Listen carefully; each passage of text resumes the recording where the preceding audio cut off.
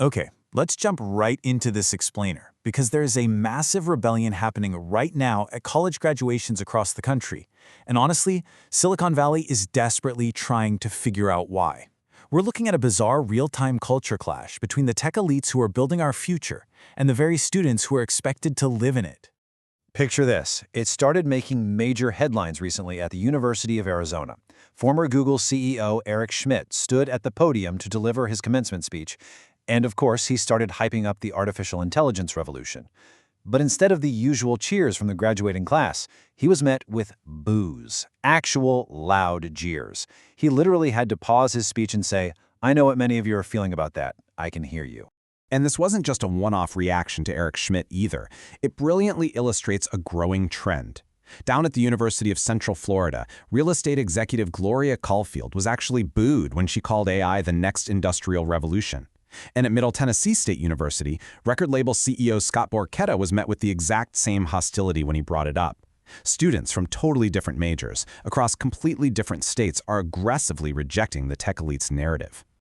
So the crucial question we have to ask is, why? Why are the exact people who are supposed to be stepping into this bright, highly efficient AI-powered future openly revolting against the billionaires who are building it? Why are they so angry? Well, the answer lies in a massive disconnect, and we can see it clearly in the latest Stanford AI Index report.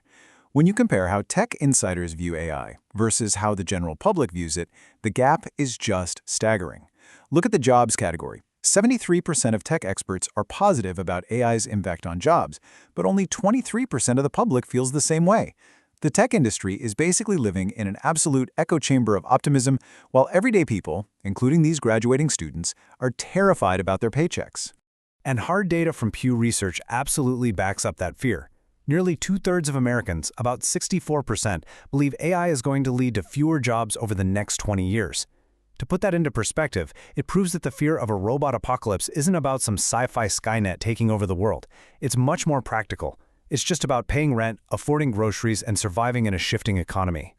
Now here's where the story takes a slightly dark turn. Silicon Valley has definitely recognized this massive wave of panic. But rather than easing those fears, they realized that panic is incredibly profitable. They built an entirely new business model around monetizing your job anxiety. Welcome to the AI Fear Factory. You'd probably think the tech students are safe from this, right? Nope.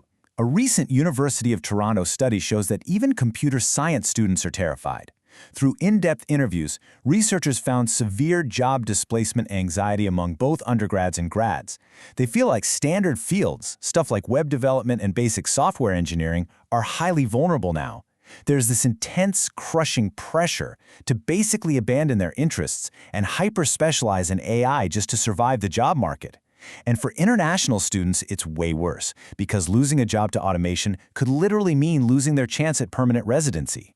And tech companies are right there waiting to cash in on this fear. If you jump onto platforms like Coursera right now, there is a literal gold rush of AI certification programs. You've got Google AI Essentials or IBM courses on agentic AI, which, by the way, just means AI that can take actions on its own.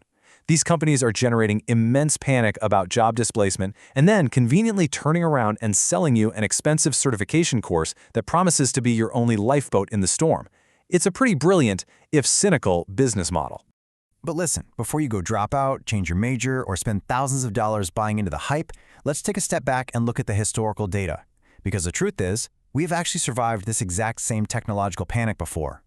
If we dig into the ERIC database of educational history, we find what I like to call the Great Calculator Panic. Back in the 1970s and 1980s, when handheld calculators first entered the classroom, experts totally lost their minds. They swore up and down that calculators would completely destroy human intelligence and ruin our ability to do basic math. Does that sound familiar? We're experiencing the exact same cultural freakout today, just with generative AI instead of a plastic Texas Instruments calculator. Okay, moving into the next section, the 3 skills that actually matter, cutting through the noise and Silicon Valley grift. Based on a synthesis of the latest academic research and industry data, you really don't need to know how to build a neural network from scratch to survive. You just need 3 core things: human-centric critical thinking, practical AI literacy, and self-efficacy, which is really just a fancy academic word for confidence. Let's break those down. Skill number 1 is human-centric critical thinking. A recent Lumina Foundation Gallup study shows that smart students are already seeing the writing on the wall here. Because they fear automation, they're actively shifting away from entry-level tech and statistical analysis. Instead, they're doubling down on irreplaceable human-centric fields. They're focusing on complex communication, empathy, and critical thinking, stuff a machine simply can't replicate. Skill number 2 is practical AI literacy. True AI literacy isn't about understanding complex Python code or the deep math behind a large language model. It's really just about treating AI like an everyday tool. Just like you would use Excel to organize a spreadsheet or a calculator to do long division, AI is just a tool to automate boring workflows and craft good prompts. It is an assistant, not a replacement. And finally, skill number 3, self-efficacy and confidence. There was this fascinating study published recently on pre-service teachers in the Philippines who were learning to use AI educational tools. The researchers found that the absolute biggest predictor of a student successfully using AI wasn't the external pressure from their school, and it wasn't the fear of falling behind. It was their internal confidence. It was their sense of playfulness with the technology. Approaching AI with curiosity rather than sheer terror is literally your ultimate competitive advantage. You know what's kind of ironic? Even the executives getting booed on stage are accidentally admitting this truth when they get pressed. When record label CEO Scott Barchetta was getting jeered by graduates for hyping up AI, he snapped back and said, "Deal with it. Like I said, it's a tool." And honestly, he hit the nail on the head. It is just a tool. It's not some all-knowing conqueror coming to steal your life and your purpose. So the students booing these billionaires at graduation, they're entirely right to reject the narrative. They're rejecting the Silicon Valley fear factory that profits from treating AI like a god instead of a gadget. On one side, you have the hype, this unavoidable, world-ending conqueror that you literally have to pay Coursera to save you from. But on the other side, you have the reality. AI is a modern-day calculator, and you are the one holding it. So, as you step out into your career, you have a pretty big choice to make. Are you going to let out-of-touch tech elites monetize your anxiety?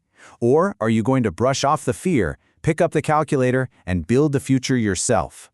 The tool is in your hands. How will you use it? Thanks for joining me on this explainer. Keep learning, and I'll catch you next time.